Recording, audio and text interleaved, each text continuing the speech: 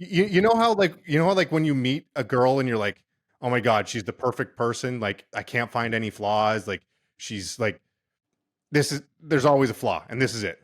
If they there's always something. There's always something, and it just took me a while, and I was already in too deep once I figured out that horses was the thing.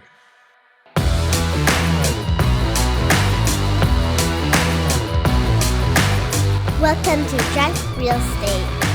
Grab a drink and enjoy the show. Hey there, and welcome to episode 38 of Drunk Real Estate. I am Kyle Wilson, Ashley Wilson's husband, and I'm joined once again by all three of my correspondents, starting with my lead correspondent, Mr. Jay Scott. How's it going? What did I do to earn lead correspondent? Did we vote on this? I don't remember voting on Jay being the lead anything. I was hired. This isn't a democracy. I was just talking about order of people joining the podcast. Okay. All right. That's fine. How's it going, Jay? It is going well. I'm happy to be here. How you doing? Not sick this week? I am literally like just getting over what I had. It lingered forever. In fact, I still don't fully have my voice back. I'm not drinking tonight again. I need to take another night off. Come on. What is this? Is this hurt? What's going on? I'm going with the agua again tonight. I think this is all age. He's subtly trying to turn this into Mormon real estate, and it looks like it's working. That's right. Dang straight. You guys want to make money? Is that why he's also dressing up nicer now? Because that's part of the whole thing. We actually have to bring a little bit more class to the whole podcast. Right. Look at that. All buttoned up. The color matches the beard pretty well. It like goes well together. Pull it off. You must be doing well. How's it going over there, AJ? Doing good. You know, I wore my warm and nice shirt to make Mauricio look bad today. It's working. Well, I made the comment before is because we changed our thumbnails and now we have some like lead people on thumbnails. So you're petitioning to be the lead thumbnail. Just in case if I get picked, I want to look really good. So makes sense. I got an image to uphold, guys. Diet Coke tonight? Diet Coke, fountain, red cup. You know it. Can you just for 1 week just do a blue cup for me? Just to switch it up. Request it. I might do that just for you, but you're not going to know when it's coming. I appreciate it. All right. Mauricio, how's it going, buddy? What's going on? I feel like I got to bring a little bit more energy. Jay's like, half asleep over there. He's still sick. He's still crying. So I'm going to have to bring some double energy. I should probably have my booster on this microphone just to, what is it called? The gain? What is it called? Yes. Up the gain. So I'm going to mix it up today just because, I have to make up for Jay's, lack of wine. So you guys know I'm a big wine guy, but I'm not a one-trick pony. Sorry, I didn't mean to bring up horses, Kyle. I'm not a one-trick pony. I'm a big port fan as well. And so busting out some of the port today, a little 30-year Graham tawny port, and in my little cute little port little glass right here that kind of matches AJ's shirt. But had an early dinner today, so I figured I'd have a little drink here. Is that like your dessert for today? Is your port? Mm-hmm. So good. The way it touches your lips, it's so good. I have a question for AJ. We were having a discussion at dinner Saturday night with some friends, and we were talking about my wife having lived in Salt Lake City, worked for Franklin Covey, a very Mormon company for a long time, and we were talking about the whole caffeine thing and how most Mormons don't drink caffeine except for like Coke or Diet Coke. And so there was a debate. Is it a hot and cold thing? Is it okay to drink cold caffeine but not hot caffeine like tea and coffee, or is there some other distinction there? All right. So I am not speaking as a representative for the church, everyone. Let me make this very clear. So is this a new segment of the pod? Like a Mormon 101 with AJ. That's right. Mormonism with AJ. We'll start every podcast with one Mormon question. It'll be great. That's right. Mormon fact of the week.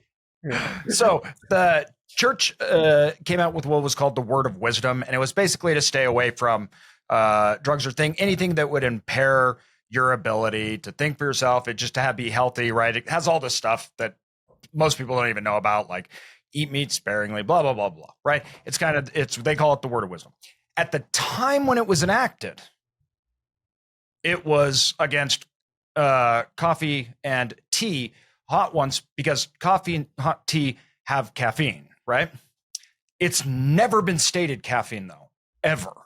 So Mormons are like caffeineaholics, but they don't drink it in coffee and tea. So technically, I think we're all breaking the word of wisdom because we're not supposed to be doing it. But I think I think it's never been specified caffeine at all. But I think that was probably the original intent because it outlined like alcohol, smoking, right?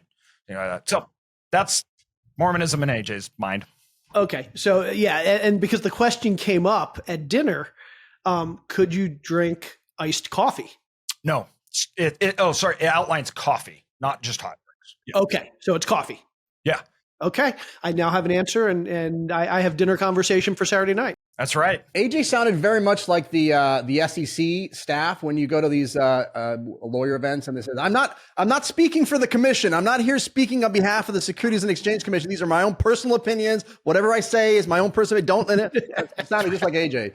I'm going to put a Mormon disclaimer on this too. Like I'll put it in the show notes. I'm a Mormon. I'm not your Mormon. Yes, exactly. That's right. That's exactly right. I got to get a shirt on that says that and put J. Scott. Well, I have no qualms against alcohol or caffeine, so I'm still trying to get rid of these Pink Whitneys. So I have another Pink Whitney, and I'm my dog got me up pretty early this morning, so I'm doing a Monster and a Pink Whitney. I'm going to mix them into this glass here. When you say pretty early this morning, what are you talking about? Like 6:37? No, he got me at 4:30. Oh wow, that's legit. Yeah, and then I can never get back to sleep because I'm a head case. So I don't want sleeping tips on getting back to sleep. I've tried them all. Let's not even go there. All right. Well, it sounds like we lost our. Oh, there he goes. All right, let's get the show on the road. We need our lead correspondent because he's kicking off the episode here because we're going to start with the economy, and he's our economic correspondent. So headlines yesterday, if you haven't figured it out. New CPI came out and the headlines were hotter than expected inflation. But for some reason, the stock market went up today. So Jay, is finally everyone starting to look at the economy as a whole? And have we like broken away from this knee-jerk reaction to every economic release? Or is it something else going on? I think that even though inflation came in hotter than expected for February, I think most people shrugged it off. And the big question is going to be, does the Fed shrug it off? Do they kind of take this as another anomaly? We saw 0.4% increase in February, which is what we saw in January, which is a good bit higher than we want to see for any given month. We'd rather be closer to around 0.2 in a given month.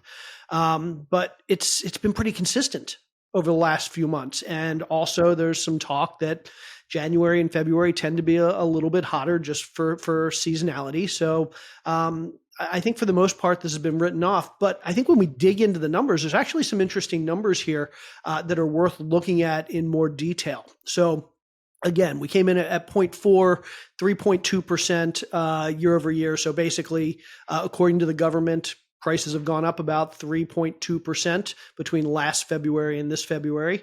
They'd rather see it closer to 2%. But it didn't all go up equally. So there were some things that were up big. Apparel, for some reason, was up big. Used automobiles was up big. Airline ticket prices was up big, like 3% for the month, which is pretty significant. Energy was up really big. So overall, energy was up 2.3% for the month, which is huge. Gas itself was up 3.8%, seasonally adjusted for the month, but energy overall is down a good bit for the last 12 months. So we had a bad month in terms of energy, but energy in general has been pretty good. That brings us to housing. So housing up a bunch. And I know this is probably where we're going to talk a little bit. So why was housing up a bunch? I don't know.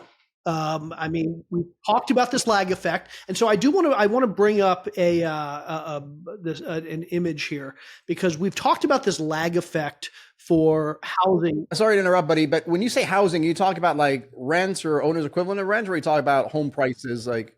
So this was shelter costs in general, but rent was actually up a decent amount for the month of February.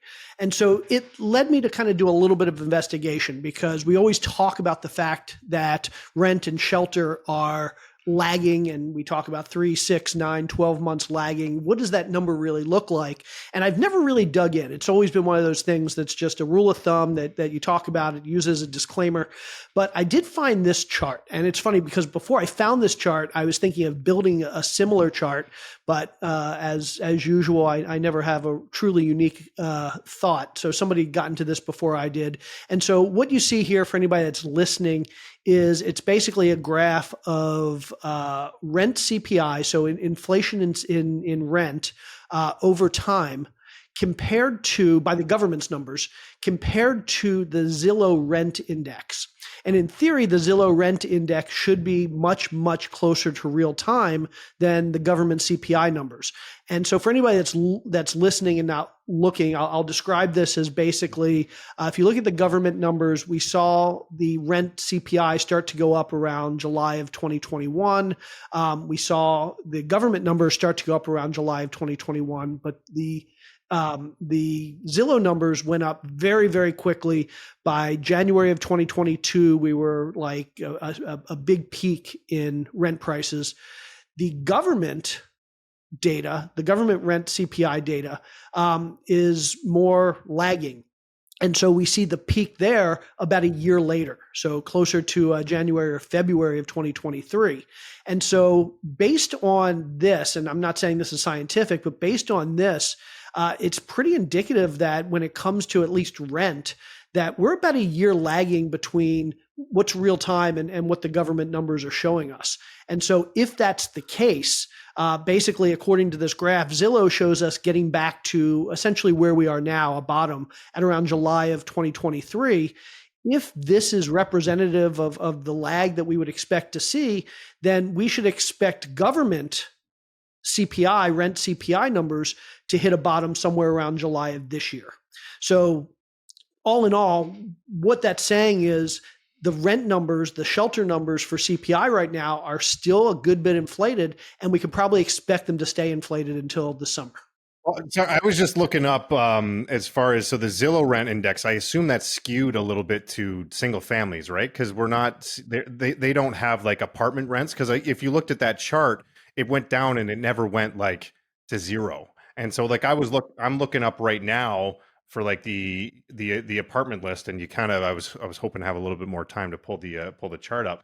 But if you go to like I like going to apartmentlist.com, and you look at the actual rents average, and they've gone down over the course of, you look at mid 2023, and they've gone down ever since, all up until last month. So we've actually seen negative rents.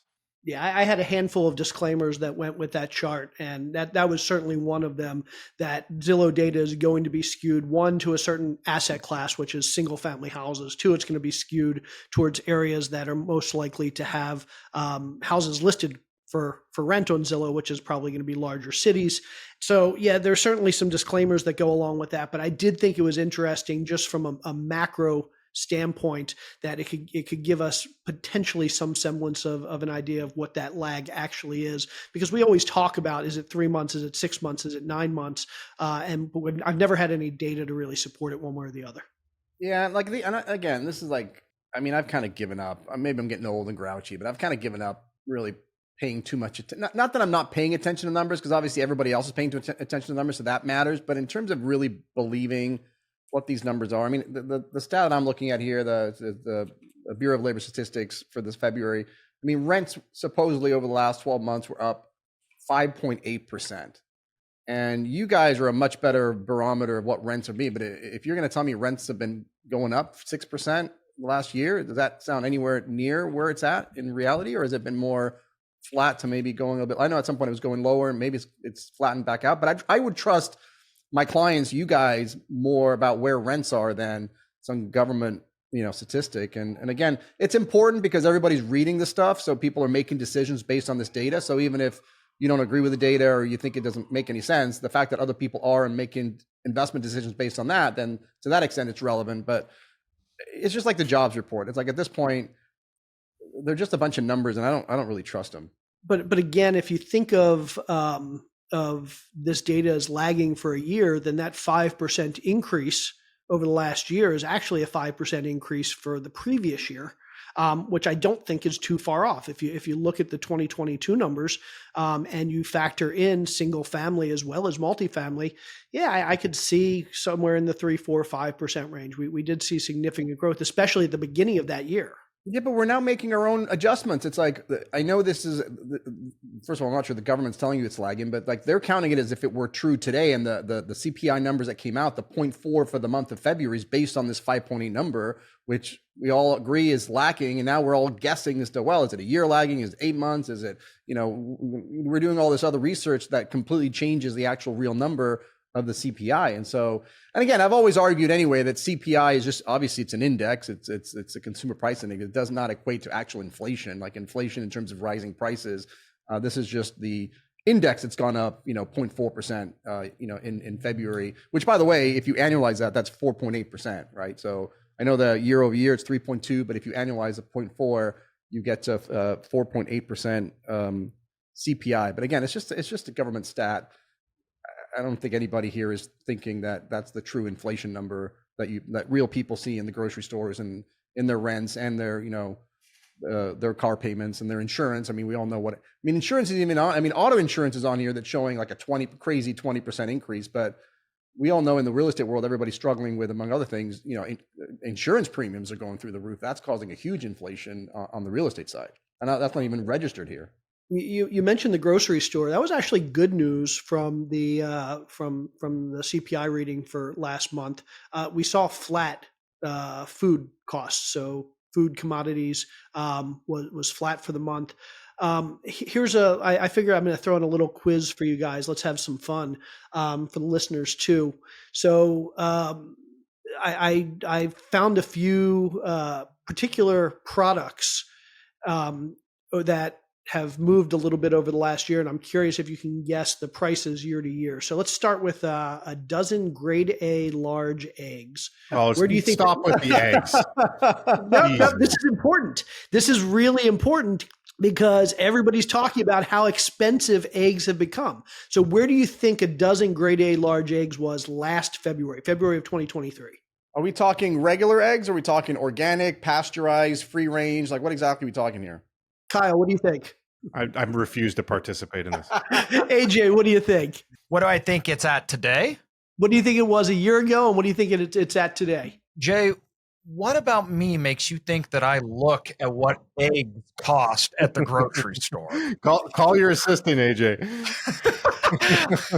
I'll tell you, these numbers are basically made up for me as well. I don't know if I could have gotten within a couple bucks, but it's okay. So let me tell you. So last February, a dozen eggs averaged $4.21. That's less important than the fact that this February, that same dozen eggs was down to $3 even. So we've seen about a 33% drop or 40% drop in the cost of eggs over the last year. So that's good. And certainly we expected some of that because a lot of the reason that we saw expensive eggs last year was there was some bird flu going around and stuff that was hurting supply. But eggs have come down. So not everything always goes up. Let's look at milk. I know you guys have. Hold on a second. I was going to call BS on this because I'm like AJ. I need to text our cook to figure out what I just randomly went on Ralph's because I have no clue. Like I'll pick up eggs at the store every so often, but I have no idea what a gallon of milk costs. So I apologize for that. But I just pulled up Ralph's, right? Like I didn't want to go. Who's Ralph? Is Ralph your neighbor or like it's a? Well, Ralph's is our local store. I didn't want to go to Whole Foods or Sprouts or anything fancy, which is where I usually would go. I just went to frickin' Ralph's and I see a dozen eggs, cage free though. By the way, cage free. $4.99. Oh wait, I'm sorry. It's on sale. It's $4.49. So I don't know where these numbers are coming from. And if I want to go like organic, we're talking $7.49. I'm like, where are these numbers coming from? So I literally just did the exact same thing. I just did a search for eggs. The very first thing that came up was Eggland's Best, $2.99, grade A large, dozen. exactly the number that it's at. I'm not arguing that that's the right number or the wrong number. Oh, you're going to Target. I'm sorry. I didn't know you were a Target shopper. I apologize. That's not Target. What's that? That's shipped. I don't. You got to look at Costco. That's the only place Jay shops. He gets everything from eggs all the way down to sweatpants. It's everything there. The problem is Costco is you got to buy 60 of them, so it's like 25, 29 for 60 eggs. I got to do math. I can't do that. But wait. Divide that by 5. You get that's $5 $5 a carton. Look, okay. So here it is. Who brought this up? Me, AJ. AJ. There we go. Somebody bring in the data. AJ is an expert. I am an expert at this. Ow, that was awful. That was really good, Kyle. Your kids would be proud. That was like an ultimate dad joke. That was good. So what do we see here? So AJ brought the data. Yep. So it looks like eggs peaked out at. Oh my God. Are we still talking about eggs here? This is like the worst segment. Hey, you know what? People are taking notes right now. This is like the most interesting thing we've ever discussed. And then today they're at $3. Now, historically speaking, they are outside 2023. They are at an all-time high, but they are off the 2023 numbers. And where were they January of 23? They were clear up to 480. Oh, 480. Okay. I had 432. Maybe it was 482. Okay. So down significantly. Anybody care to do? No, we're done with this segment. We don't want to do. Now we're going to break them down by the types of eggs. I've got milk, bread, and gas also. Anyone care to guess any of those 3? Nope. No. Fine. Well, they're all down. They're all down. I mean, gas was down 3.9%. Is that a good guess? Yes, 100%. Here, I want to take my time here, since we're doing another economic segment, to shit on jobs reports, because actually Mauricio was the first one to post this in the group chat, where, shocker, they released the new jobs report. And what did they do with January's jobs report and December's? Oh, I don't know, maybe revise them down by 167,000 jobs. I feel like this is like you guys ever watch the what's the Walter White meme where he's Heisenberg? What's that show? Where the meme is Jesse is like, he can't keep getting away with this. I feel like they just keep doing it. That's 12 of the last 14 months that they've had significant revisions down in the jobs reports. And I feel like that's why the market shrugged this off, because they were like, oh, well, 4 days ago they reported the jobs, and actually we kind of overreacted about the jobs in January because we took them for their word, even though they have no credibility at this point. And so let's not freak out about inflation. So Kyle, just to get you riled up, because I dug into the numbers too, and December is even wackier. And December, you can maybe take the argument about December that it's actually good or better for the economy. And this is not to say it's good or bad for the economy. It's just to say how completely worthless these numbers are. Because December, when they initially came out with 216,000 jobs. And then they revised it up to 333,000, and then revised it back down to 290,000. So it's like every month the percentage of swing of these jobs. And again, I'm picking on jobs, but I mean that's the same thing with inflation numbers. I mean, just look at the jobs number. Why do you think the inflation numbers are going to be any different than the jobs or the GDP numbers either? Like all these things is just literally a bunch of crap. Well, and we already went through all like if you actually look at, so what was it last year? Like 2.75 million jobs gained. You know how, if you look net, how many jobs, full-time jobs were gained last year? How many do you think full-time jobs net were gained last year? 7. It was negative. The actual number of net full-time jobs gained last year was negative. And yet we're saying like, oh, this robust jobs market. Well, these jobs numbers, they include part-time jobs. You know how easy it is to get a part-time job now? This wasn't like when we were kids where like part-time job, I had to walk down to the, the landscaping company and put on a little suit and tie and be like, hey, will you hire me part-time on a shovel and rake? No, now you could just go on your phone and be like, oh, I want to drive my car for an hour a week. Oh, it's so easy to get a part-time job. And all of those are included in this jobs report. So I don't know. That's my rant this week for the jobs. Hey, how are the prices of horses year over year, Kyle? Is that something that They're not down. They're not down. I'll They're put it not that way. down. Yeah, the prices are not down. I don't know if it's just my wife's budget keeps going up or if that's actual horses. So just to round out the jobs discussion, unemployment rate ticked up to 3.9%. So I think that kind of got overlooked in all the data. I don't think that's making news anymore, but we were at 3.4% just about a year and a half ago, and we're up to 3.9%. Still a good number, but a good bit off the historic lows that we saw just about a year. I have a theory, and my theory is that everyone is waiting for the jobs to like get kind of like scary, and I don't know what a scary number is. But like, I think everyone's going to freak out at 5%, even though historically 5% isn't that bad. But everyone's going to freak out in 5%, and I think that's when inflation goes down, because I think consumer confidence right now is just too high. People are too confident that their job is great, they're going to keep making money, that everything's in the economy is going to be going well, and it's not until that we see like something like jobs come down that people are going to be like, oh wait, like I could lose my job. Well, maybe I should start thinking about piling up this credit card debt. Well, this goes back to the original question I posed, which was not what the market or investors think about these inflation numbers, these CPI numbers, but what does the Fed think about these numbers? And we still don't know. It's only been out for a few hours, so we don't know exactly what the Fed's thinking. But remember that a lot of the irrational exuberance that we're seeing these days isn't necessarily the reality of inflation coming down, because inflation has been flat for the last 6 months. What we're seeing, all this exuberance, is around the Fed discussion of inflation and the Fed perception that their next move is going to be to cut rates. And so at some point, they're either going to have to cut rates, or one of two things is going to happen. They're going to send the message that we're not cutting, everything's going to be flat, and we'll see what happens there. Or worst case, they send the message that inflation is being more stubborn than we expected, and we're going to have to hike rates again.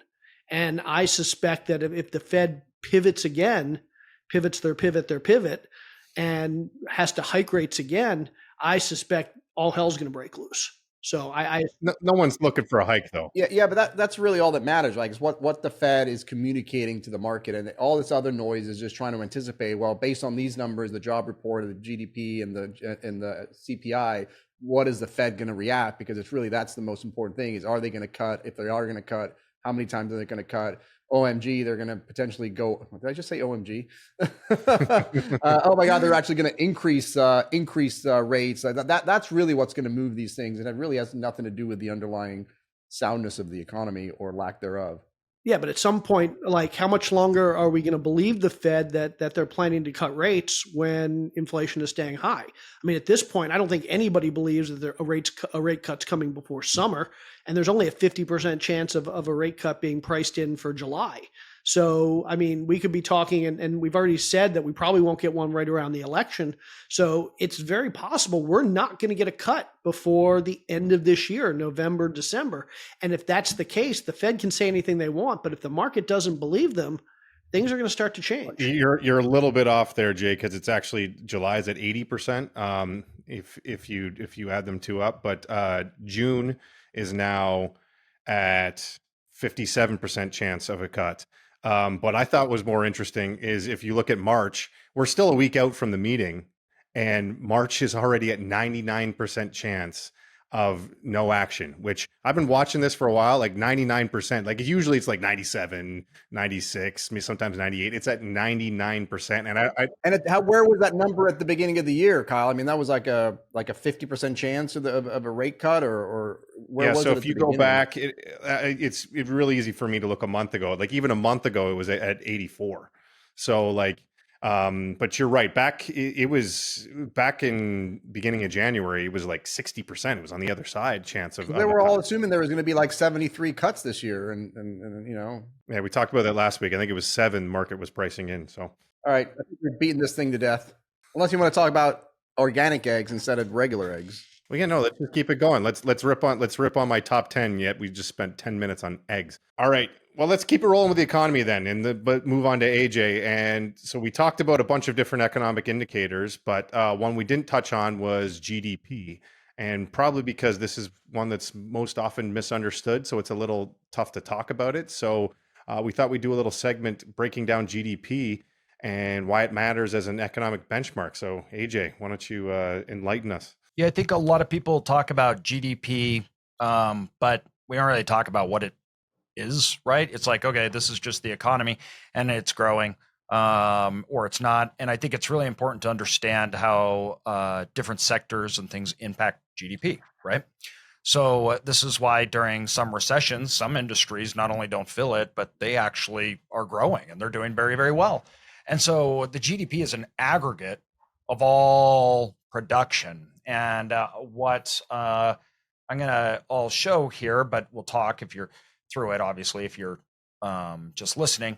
We're going to show and talk about some things with the US GDP. So first of all, a breakdown is the United States, the GDP was worth about 25 billion, 22 trillion US dollars in 2022. So the value of the GDP, US GDP, was $22.9 trillion in 2022, according to the World Bank. The GDP value of the United States represents 25% of the entire world's economy. So that should put into context how important the United States GDP is to the entire world. You also have to remember that the United States makes up a fraction of the world's population. So very, very skewed. Now, as of 2022, the most profitable industries in the US were first commercial banking at 462 billion, life insurance and annuities, 242 billion, portfolio management, 200 billion, oil, drilling, gas, 150 billion, software publishing, 149 billion, private equity, 149 billion. Regional banks, almost 150 billion, then commercial leasing, then it goes to investing banks and security, property casualty, and direct insurance. Now, it's interesting. It's crazy that all of those are just like financial. Exactly. That's it. You hit it on the head. That's what was interesting to me too. Like these are just financial products, right? These are assets. That's all these are. These aren't industries that are producing, right? I mean, outside oil, but pretty much everything on here, these are investments, these are portfolio holdings, asset management, right? And that, I think, says a lot about where our economy's at as a maturing and developing economy. And I think it's a really, really important thing to note, because I think it also says how more susceptible our GDP is to swings in market conditions. So if you have a downturn, the United States GDP is going to be massively affected by the downturn, just because so much of it comes from the act of investing in the assets that are going up. So it makes a very unique breakdown, so to speak, right? Now, the other thing that we can look at here for the GDP, we have the 10 most profitable industries as it breaks up. Now, a percentage of the US GDP by industry, though. So this is interesting. I'm going to try to zoom in here a little more. That's not it. Hold up. So 29% of the United States GDP in 2022, 29, almost 30%, was in finance, insurance, real estate, rentals, and leasing. 13% of the GDP is professional and business services. Then the next one is the government. After the government, it is all production, manufacturing, education, healthcare, social services, wholesale trade, retail trade, information. Then it goes to entertainment, construction, transport, others, mining, utilities, agriculture, and everything, all the way down to like 1%. So basically, we have at like 50% of the entire GDP is finance, insurance, real estate, rental, leasing, professional and business services, and the government. You know what I find interesting there is I often talk about, if you want to get wealthy, you got to manage your time well. And you got to be focused on the highest dollar per hour tasks in your life. And so, for example, if you're going to be flipping houses, you don't want to be painting your houses if you're trying to maximize your income, because if you're painting your houses, basically you're earning $20 an hour or whatever you'd pay a painter. Like, you should be focused on the highest value tasks in your business, which is typically the financial pieces of your business. And this mirrors that at a macro level, about the biggest macro level there is. At a national level, this mirrors that. We're essentially outsourcing all of the cheap parts of the economy, all the production, all the manufacturing overseas, and we're focused on those financial things here in the country, those things that really move the needle. I'm not saying it's good or bad, but it's really interesting that we're basically, this country is acting as if it's a wealthy country or a wealthy person that's focused on certain parts of its business, the high value parts of its business as opposed to the low value parts of the business. Does that make any sense? It does. And yeah, it does 100% make sense. But the thing that I wanted to point out when AJ was talking about how obviously the vast majority has to do with financials, which means when there is a downturn, when there is, asset prices going down, then that obviously affects GDP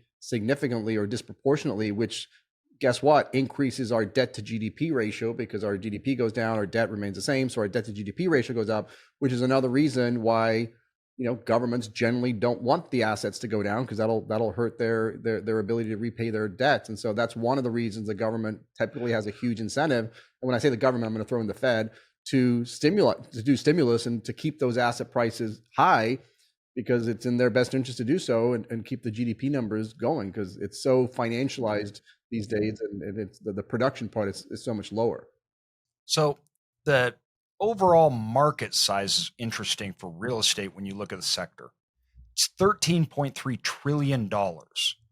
Now, that is interesting because America's GDP is 43% of it. So the real estate market, the United States is almost 50% of the entire world's real estate market. And then the finance, insurance, and real estate make up 20%, and then housing accounts for 15 to 18%. Residential investments are 3 to 5%. Consumption of houses expenses are 12 to 13%. So I think the big key takeaway from all of this is, at the end of the day, we are an investment country. We are now a matured country. Our revenue is now coming from the owning, trading, buying, selling of assets, far and above anything else. We are definitely an economy that is hinged on it and on the financial performance of our investments across the world. But really, the world is predicated on the performance of the United States assets. Once again, that's 50% of the entire world's real estate market. Well, and you can really see it in it's an indicator of the wealth gap that's been created in the US, right? Because if you look at GDP, like GDP doesn't measure, it's not like per person, it's basically just in totality. It's supposed to measure the totality of the US economy. And so if you look at it that way, like one billionaire buying a second yacht is going to add to the GDP. It's going to be worth the same amount as 200 people buying their first starter home. And so if you have more and more people with more and more wealth, the GDP is going to get higher and higher and higher. And actually, I found a nice little chart where it shows as far as the shift that we've seen, where if you look at like up until the 80s, the productivity and the wages were basically neck and neck with each other. They follow all the way up to the ages, and then they diverge at like 1980, where all of a sudden productivity just keeps going at that steady pace as far as GDP is concerned, and it diverges where the pay goes down or goes up at a much slower pace. So to AJ's point, that's showing that like the rich are getting richer with their investments, and that's what's spurring on the economy more so than people are making more money.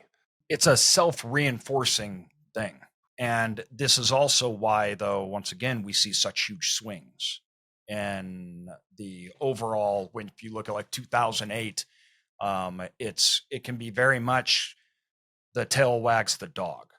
But it also is, if you look at it, if you want to play the game in the United States, there's a great book. If you guys ever read the book, I think it's called The Great Stagnation, and it talks about the economic fruits of the United States and how the overall landscape of our economy has changed. And the low-hanging fruit that drove huge production and gains are no longer here. So we had things like land, we had things like we could access timber and ore and all of these things, manufacturing, they had building. It was in that growth and that expansionary phase. And where today, our maturing economy, we don't have that. So our lands are locked up, everything's kind of set, right? So there's not anything that we can take from the country or the lands and really not have to pay. Like, we didn't have to pay for that. We just got it, right? We just got the oil. We just got the water. We just got the food. We just got cheap labor, all that kind of stuff, right? Kind of came with the United States, and how all of that is now gone. And that's changing the landscape of what it takes for us to produce gains and how we produce those gains. Whereas you look at expansionary economies that are not developed nations, they are capitalizing on those. And you have places like Brazil, right? Things like that, which Western economies, we have a big problem with, right? Don't cut down the rainforest. Don't do these things. But it's because we already did. So we already harvested basically 80% of all our forests in the United States, right? But we are on the opposite end of that. And the United States GDP really shows this. The third category is the government. They're number 3 in our GDP, which is wild to think about. Well, and I think GDP has become so prevalent as a number just because it is one of those few things that is very easy for the government to measure.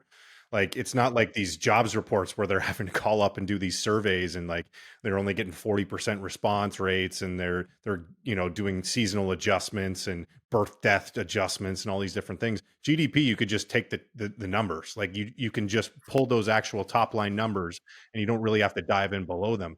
But I think everyone's kind of clued into the fact that GDP isn't really a indicator of the health of the economy anymore. Like, that's why, like, back when we saw those 2 quarters of negative GDP, other than people maybe politically motivated trying to say, oh, we're in a recession, most people were kind of discounting it and saying, oh, that doesn't really mean anything. Because when you dive into it, like, it doesn't really, no one was really feeling real time like, oh, we're in a recession right now. Everything felt okay and it bounced back. So, like, I guess if we're not using GDP as an indicator of health of the economy, what's the follow up as to use? I disagree that GDP isn't a good measure. I think it is a good measure. And I think if you understand how different things impact that measure, you can start to get good information out of it. So, I mean, you go back to 2 negative quarters of GDP,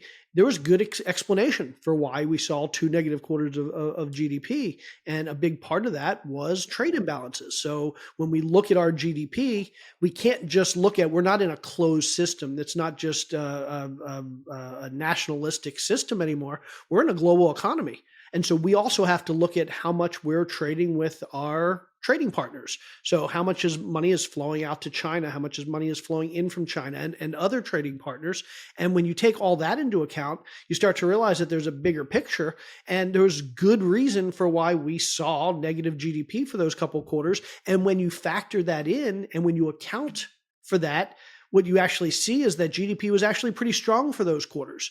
We just pulled a lot of that economic output in by a couple months because we're focused on COVID and supply chains were opening up, and we spent so much money on imports for the few months leading up to those couple quarters that we saw huge GDP over one quarter, and then we saw negative GDP over the next 2 quarters. But if you look at the average of those, it was actually pretty strong across all 3 quarters.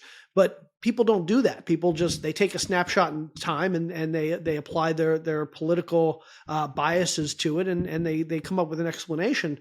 But the reality is, I think GDP is a good measure, and when you take it in its totality, it does give us a reasonable representation of where the economy is and where it's headed. But whose economy, though? I guess, is it the rich people's economy, or is it like the people's economy? Because if you look at the totality of the economy, we just went through basically that it's skewed to the top end, that the rich are getting richer and they're spending more money.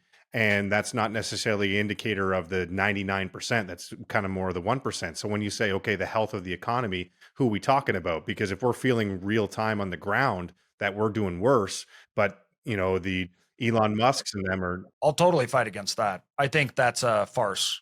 I don't think that anyone's doing worse. If you go back 2 generations ago, which is not far at all, in fact, even the poorest in the United States today is doing almost better than the middle class was. And so if by what standards do we think that the American people today are doing worse than they have been? They work less by far, like astronomically less than they did 2 months ago. They have insurance. Just 2 generations ago, the vast majority of the United States had no health insurance. They had to pay for everything cash out of pocket. They have Social Security. They have schooling. They have all this stuff, technology, food, everything else. They have food stamps. We have this is all actually relatively new in the United States. I would argue that the people in the United States today are doing better than they have in the past. And I would take it a step further, and I would say, while that's all true, it's not important to the question that we're asking. I'm not saying it's not important. Obviously, it's important, but it's not important to the total output of the economy. If I said to you, "Hey, Walmart's doing well. Their stock price keeps going up," you would say, "Yeah, wow, they made an extra $2 billion this quarter over last quarter, and their stock price is going up. They're doing well." You're not going to say, "Well, tell me how are the greeters at Walmart doing to measure the success of the company of Walmart." Likewise, if we're measuring the health of the U.S. economy, you're not going to say how are individuals in the economy doing. Obviously, it's a very important point, and we need to be looking at it. But I think we need to be looking at it independently of that particular question. And I'll just throw in my usual cynicism. I mean, the GDP. I think, Kyle, you were mentioning it's really easy to imagine you just kind of add everything up, but don't forget that there's an inflation adjustment that's put in there, right? So, I mean, just because if you go from 20 trillion in GDP to 22, you say, oh, GDP grew by 10%. Well, no, there's some of that is, prices just went up, inflation just went up by 10%, and now they account for that. But if there's a deflator and inflation, whatever the number is, some percentage, and if that's overstated or understated, that's going to mess with the GDP. And then I always remember, it was kind of funny to me because obviously they don't count any of the illicit activity. And I just remember back in the 08 or whenever it was that Europe, those pigs countries, Portugal and Ireland and Greece and Italy, they had all these issues.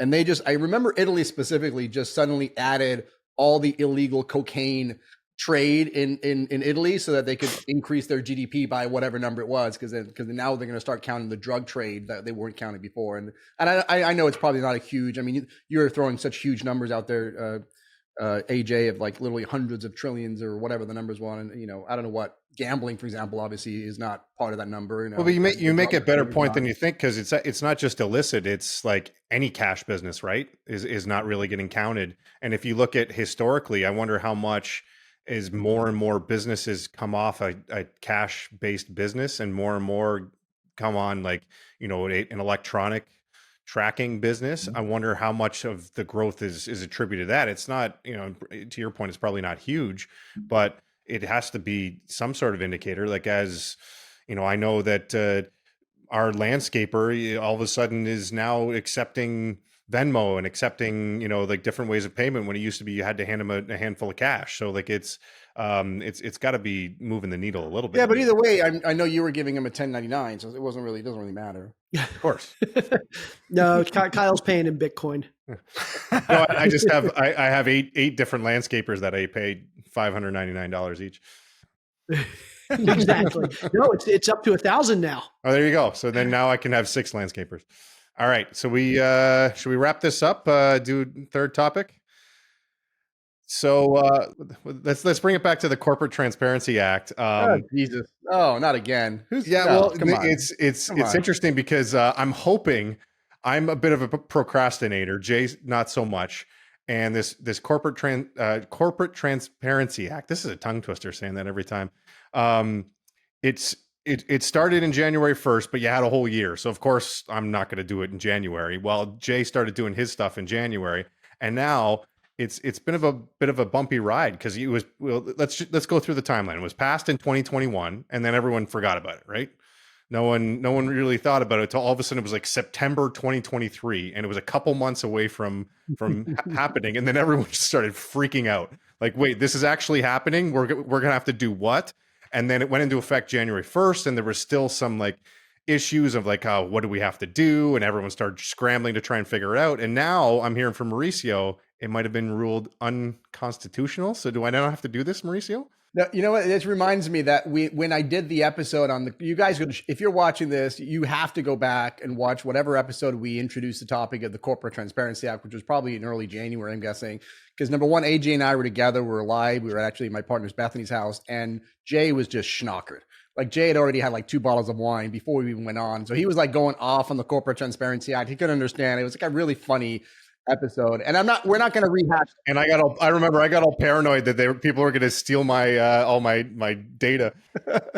And I'm not going to rehash the whole thing, so don't worry. But I just want to kind of, just in case anybody's out there, and I just want to make sure everybody's corrected. So yeah, starting January 1st, if you own an LLC, if you've ever owned an LLC, or certainly if you create a new one, you're required to give some specific personal information to the government, this government agency called Financial Crimes Enforcement Network, FinCEN. That's actually part of the Treasury Department or the Department of Justice.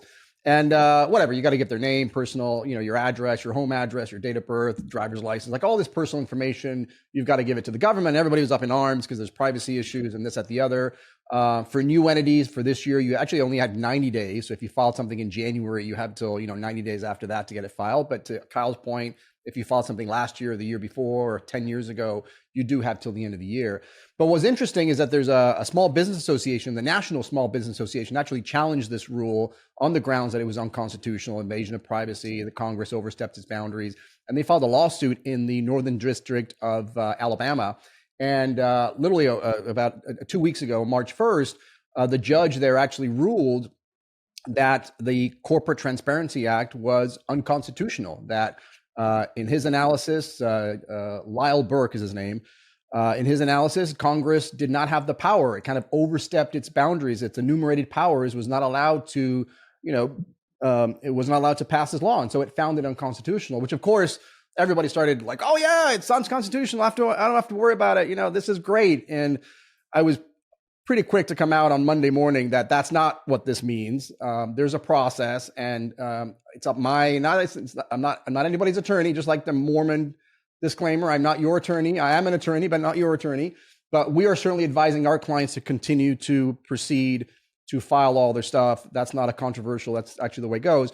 FinCEN came out on Monday and said, hey, we're going to obviously respect the judge's opinion. We are going to not enforce the Corporate Transparency Act as to the plaintiffs in that case only, which is basically the National Small Business Association, which has about 60,000 members. So those specific people, those specific companies are exempt. And then there was a named plaintiff. So as to those people, the FinCEN is not going to enforce it, but they are going to continue to enforce the corporate transparency to everybody else. We expected that they were going to appeal the decision, and they have. Literally yesterday, they appealed, or let's say Monday, they appealed the judge's ruling to the appellate court, which is the 11th Circuit. And so what's important to understand is that, first of all, you can file a lawsuit anywhere you want. Remember, we have a dual, not to get into the weeds, but we have a state judicial system and a federal. So this is in the federal system because obviously it's a federal government thing. So they filed it in the federal court of Alabama. And now that's going to get appealed to the 11th Circuit, which covers Alabama and also Florida, and I forget what the other state is. And it's actually a pretty conservative state. So there's actually a pretty good chance that the 11th Circuit will uphold it.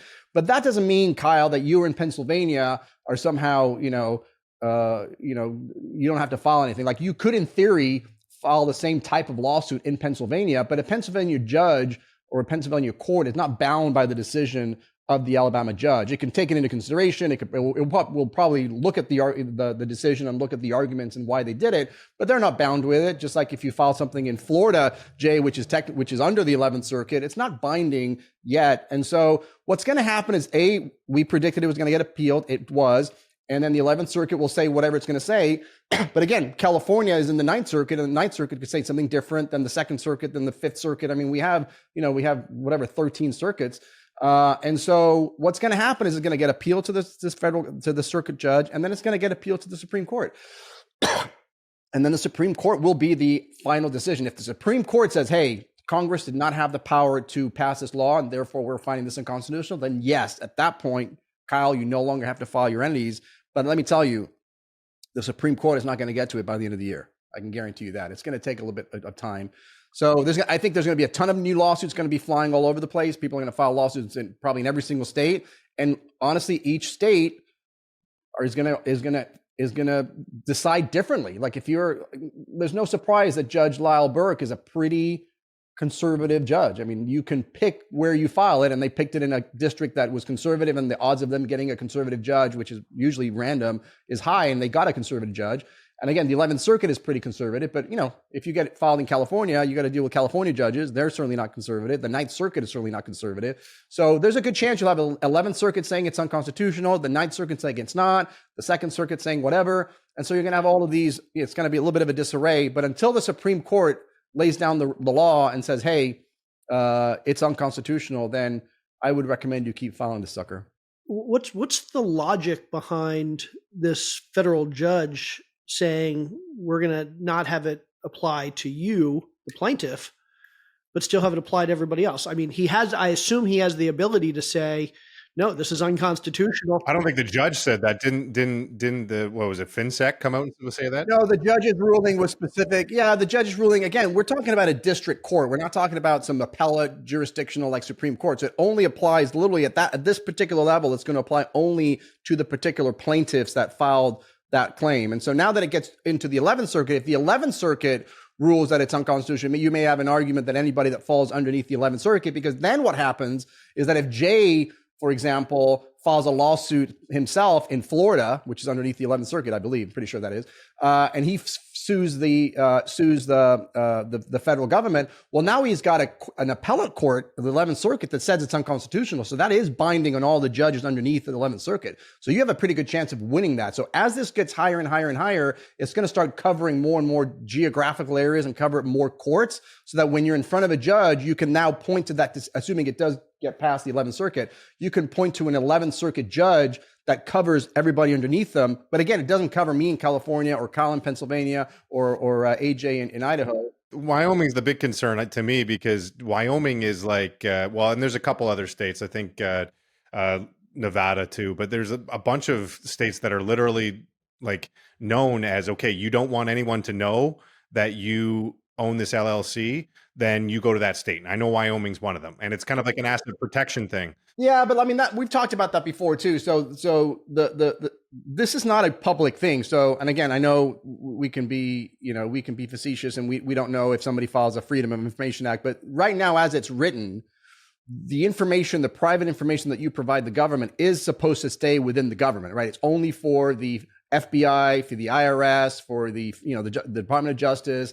It's similar to, I think the way it's going to be is it's similar to your tax returns. Now, we all know that tax returns, there is probably a way to get to it, but I can't just be like, hey, I'm suing AJ and I'm just some plaintiff lawyer because AJ rear-ended me yesterday. And I'm like, hey, I want to see AJ's tax returns. It's not that easy. You're not going to get AJ's tax returns. You're going to have to really have a really specific reason as to why it's relevant to what my case.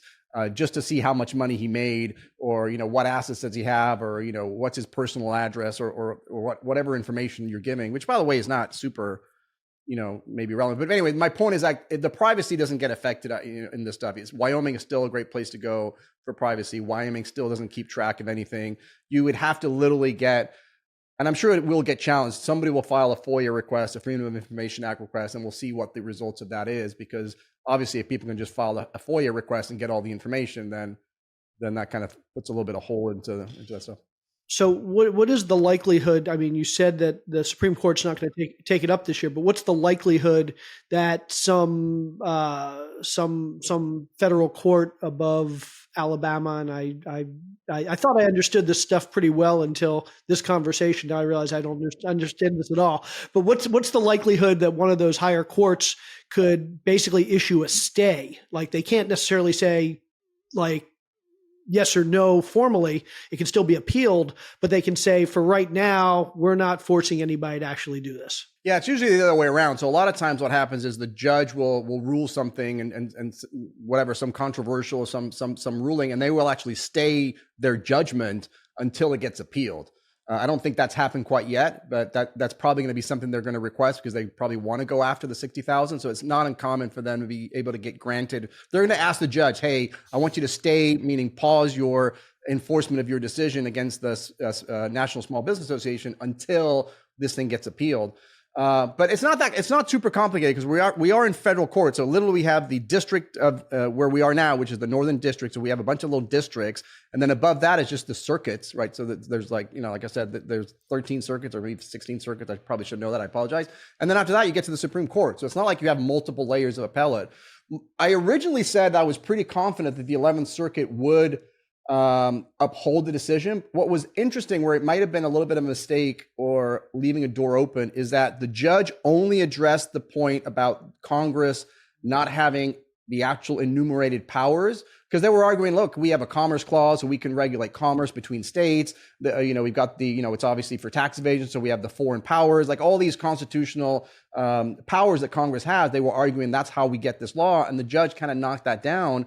But the judge never got to the stronger arguments, which was like, hey, these First Amendment, all these amendments, First Amendment, Fourth Amendment, Fifth Amendment arguments that you could make.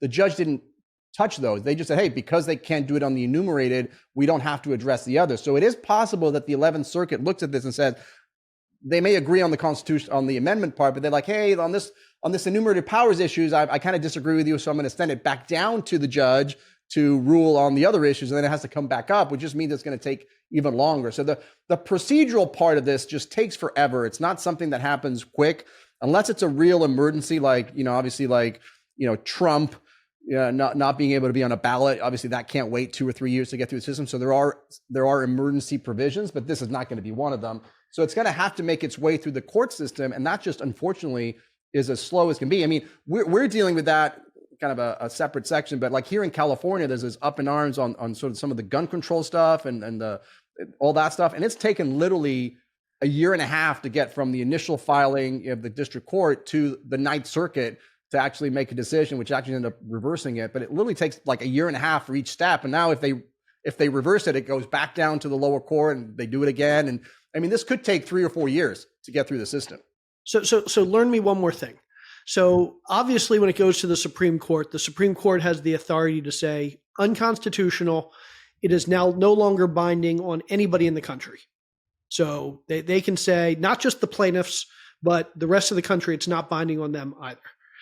What level court has the ability to say, I'm going to apply this ruling not just to the plaintiffs, but everybody else under my jurisdiction? I think it would be the circuit, because once let's just say it gets appealed to the 11th Circuit, right, which covers a big chunk of the United States, and they say it's unconstitutional, then any court that's underneath their jurisdiction, so all of the district courts, Alabama, Florida, Georgia, whatever, all those, it's a lot, right? There's 3 different states.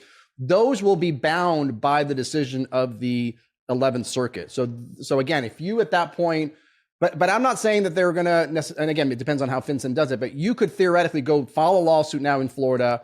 And when you're in front of the judge, you say, Judge, this is unconstitutional. Look at the 11th Circuit. It's almost like your boss. Your boss just told you this is unconstitutional. You got to make sure that this is state specific to me. And what generally happens is that if that's really the case, and you're going to get thousands of lawsuits, like that makes no sense, right? Like you're going to have, the government's going to have to defend itself over all these judgments. They're going to come out and say, okay, as to everybody under the 11th Circuit, we won't apply it to them, but we're going to appeal the 11th Circuit to the Supreme Court. But if I run over and file something in California, even if it got to the Ninth Circuit can look over and say, they're almost like brothers at that point. Like, okay, well, I'm looking at the 11th Circuit brothers over here.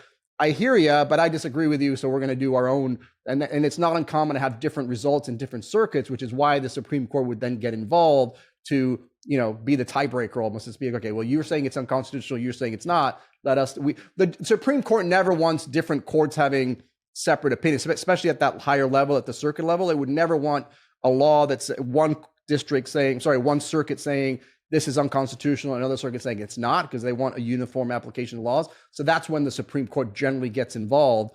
Because remember that the Supreme Court gets thousands and thousands of requests. They hear a fraction of the cases. A lot of times they're like, hey, we're just not going to address it because they've just got too much on their docket. But something like this, a major piece of legislation where they have different opinions in different circuits, that's something they would absolutely take up so that they can, lay down the law and force all of the people below them, which is everyone, to abide by their ruling. Multiple circuits could all of a sudden, they could see what happened in the 11th, and then they could say, okay, we're going to do this in our circuit, and enough circuits do it, then it's going to be more likely to get picked up at the higher circuit. Correct. So I forget the wording we use back in, it's been a while since I've been in law school, but yeah, so you can look at like the 9th Circuit or the 7th Circuit or the 2nd Circuit, all these circuits can look. I mean, if I file a lawsuit in California, you better believe I'm going to bring up the 11th Circuit as my proof or but it's not precedent. Like I'm not bound by those decisions. I can be influenced by them. And it's really going to depend on, honestly, it's like, do they align with the philosophies of the 11th Circuit? Because if they do, they'll probably take those arguments like, yeah, I agree or disagree, but it's not binding on them. That's the problem. The 11th Circuit will be binding on all of the district courts underneath it, which if it gets to that level, will cover a substantial amount because it's at least three states. I hope they do something, because it just, even just at the core, it irks me that we have specific states that really value privacy. And so you set up entities in those states knowing that the only way anyone can get your information is through a court order.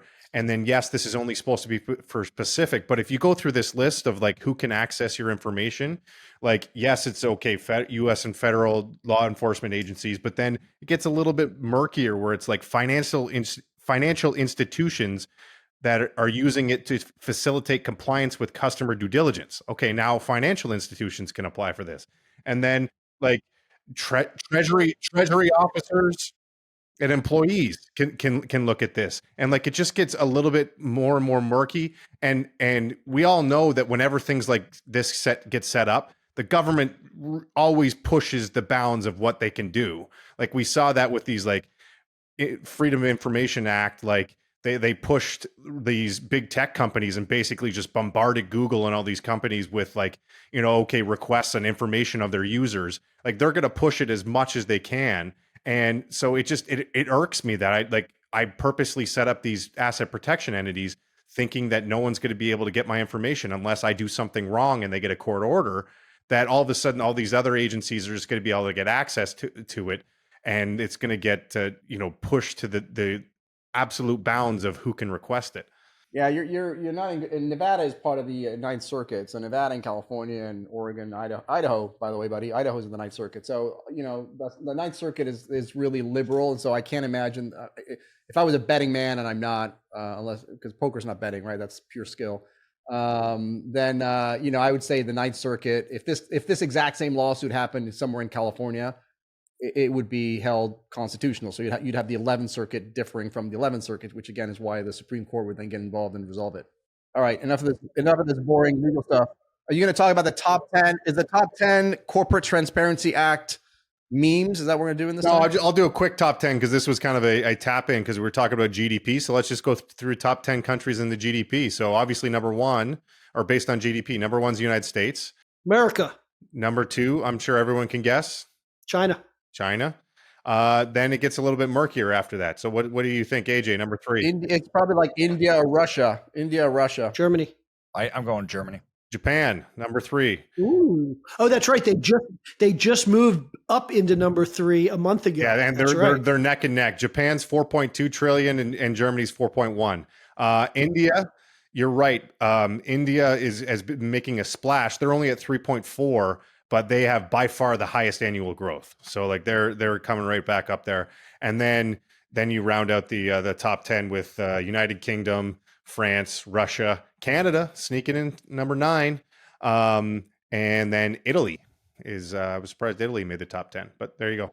Well, Italy added all the cocaine dealers into their GDP. So that kind of goosed the numbers a little bit. They wanted to make that top 10 list, right? All right. Let's round this out. Why don't we talk about cars? I was talking to Jay about this before. I just thought it was interesting. Like I had my buddy, you guys all know Nate. I flew to Seattle the one time and Nate picked me up. Nate's here with me right now. Is he? Well, I'm sure. Did he drive his car there? No, he flew. But he picked me up in this car, and it was like one of those. I don't want to put him on blast what he drives, but it was one of these cars I never pictured that I was like, this was the car that he drove. So I wanted to ask you guys first, what cars do you drive, and then what is your dream car? So I'll start with Mauricio because Jay's busy. I was going to make up some. I drive a McLaren. What is it? A McLaren. No, I'm a Jeep guy. I have a Jeep Rubicon, pretty souped up, 39-inch tires, 6-inch lift, really scratch and dirty, so I can take it off roading. So that's kind of my main mode. My dream car is weird. I'm not a big car guy, but I'm a big Aston Martin fan. But I don't like the new Aston Martin. So I like the older Aston Martins, like maybe the 2016 models, not the new ones. I just don't like they've changed the back end or whatever, but a classic Aston Martin, not a classic, but like an Aston Martin from 2015 or 2011, a DB9 or a Vantage. That's kind of like and they're not super expensive, but that's kind of what if I was going to get a supercar or something fancy, that's what I would get. You're a big James Bond fan, I'm guessing then, because he was the Aston Martin guy. I am a James Bond fan, but I am a James Bond fan, but I don't know if that's really why. I just like I have a belief, which somebody told me I was full of crap, but the Lambos and the Ferraris and they're too much. And I always felt like the Aston's a little bit more understated, more gentlemanlike. And it's like it's not like a show off car. And somebody said, "What are you kidding? He was Aston Martin's a freaking show off car." I'm like, all right, maybe it's just my perception, but I just feel like it's classy, but it's not over the top Ferrari red, raving, that kind of stuff, which I'm not a big fan of. Awesome. Jay, are you ready? I saw you were getting some tips back there. Is that what happened? So I'm not a car guy, but my son, my 14-year-old, loves cars. So I thought I would ask him what his and so in terms of what I drive, I had a Tesla Model S for a long time. Absolute favorite car ever, but not practical with 2 dogs and me having a little bit of OCD. So now we are a Hyundai Palisade family, and my wife has this 2008 Sebring convertible that she bought for $3,200 when we moved to Florida 5 years ago. I have a very frugal wife, and I love it. So a Hyundai Palisade and a 2008 Sebring convertible. In fact, if you've ever watched The Office, Michael Scott had this red 2008 Sebring convertible, literally the same car. You should just say that it's the actual car, and then you get a lot more than 3,200. It might be. It could be. So I asked my son if he could have any car in the world, and what he told me was the Apollo Intensa Emozion. So I had to look it up, and apparently it is this Batmobile looking car. It's a German car, $2.6 million. Pretty cool looking though. So that is my son's dream car. So I'm going to adopt that as mine as well. That's probably from like Fortnite or something. One of those games, GTA 5. I remember all the sports cars. Everyone fell in love with those. AJ, what are you driving? I drive a Toyota Tundra. Is that your dream car? Yeah. I do love the Tundras, man. So let me get this straight. You get off the private plane, down the red carpet into your Toyota Tundra? Yeah, that's how it works. When he says Toyota Tundra, though, like it's nice. Like it's a real nice Toyota Tundra. Like it's not the $50,000 base model. I'll put it that way. No, it's nice. So it's very nice. I love the Tundras. I just always have. My wife tells me, she's like, you got to tell them I have 3 right now. So, but if you befriended one of these like sheiks overseas, and like he was like, you're such a good friend, AJ, I will buy you any car in the world, what car do you want? What would it be? So I'm not a car guy, but I will tell you, I'm with Mauricio. I like Aston Martins. I think they're like not over the top, but stylish. Then I also like some of the Rolls Royces. And I think honestly, only probably because it's a Rolls Royce. And you'd probably sit in the back, right? You're in the Rolls Royce Phantom where they take out the front passenger seat. and the back passenger seat is like you can like recline all the way back, and it's got the 32-inch screen and everything. That's get you written all over it. Yep. Murdered Outdoors. You got all that. Yeah, that's The other one, AJ, the other one with the driver, I always thought if I was going to have a driver, because obviously these sports cars you want to drive them yourself, but if I was going to have a driver at some point, I was like, the Mercedes Maybach, the stretch almost limo one, that's a really nice. Like, Have you seen the new drive. BMW 7 Series too? They built one for private chauffeurs. It's the same thing where the back seat, it's like it goes all the way up to the front, and it's got like a screen all the way across the back seat and everything. It's pretty Although cool. now I'm more into I would get a Sprinter, like just a Mercedes Sprinter, and then just remodel that thing inside, so it looks like a private plane, like it just completely nicely, and have that as my somebody drive me around, which will be fun. And Kyle, I have a question for Kyle though, because Kyle's gonna before you tell us what you drive, I want to know this: does the Wilson family spend more money on cars or on horses? It's not even a question. It's horses by far. By far. I don't even think we, so our most expensive, so we have 2 cars right now. I'm the same as you, Mauricio. My car, I have a Wrangler, and I've had that for years, and I love it. Stick shift, it did have big mud tires, and I had kids. But then we also have a Model Y. And I don't even think, our Model Y is a few years old. I don't even think we have a horse that is worth less than the Model Y at this point. So, like, we take all of our horses. How many horses do you have Right now? 4, I think. And one of them just passed away, unfortunately, as I understand it. Yeah, so we had 5, and so now we have 4. But you're thinking about adding a 5th to the collection. I'm not thinking. I haven't figured out a way to say no to my no wife. Say. You have zero say in this conversation. I'll give away a couple of mine if you want them. Oh, at this point, I would give one away.